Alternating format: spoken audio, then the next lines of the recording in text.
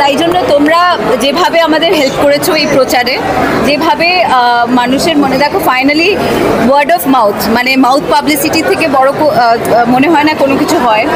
ভালো ছবি যখন হয় তখন সবাইকে বলা হয়, যে ছবিটা খুব একটা ভালো লাগছে না সেটাও বলা হয়। তাই জন্য সব জিনিসটাই আমরা ফাইনালি মাউথ পাবলিসিটির ওপরে ডিপেন্ড করি।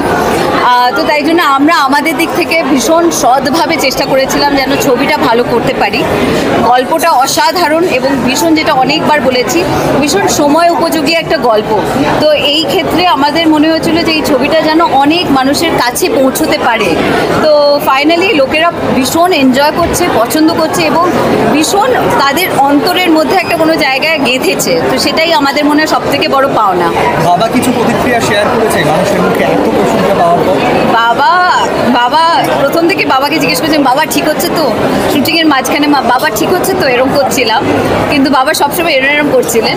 তারপরে যখন বাবা একবার একটা প্রিভিউ দেখে নিয়েছেন, সিনেমাটার প্রিভিউ দেখে নিয়েছেন, বাবার খুব ভালো লেগেছে। তো তাই জন্য বাবাও আশা করছেন, বাবা বললেন যে না, এটা অনেক দূর যাবে, এই ছবিটা অনেক দূর যাবে। সেটাই বাবা বক্তব্য। এবার ঈশ্বরের।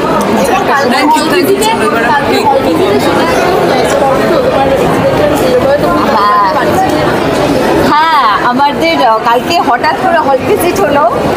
আমার নেক্সট ছবির ডিরেক্টর আমার পাশেই দাঁড়িয়ে আছে।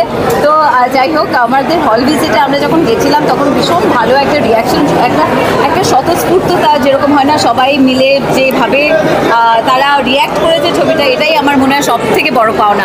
এবার তারপরে পরে কথা।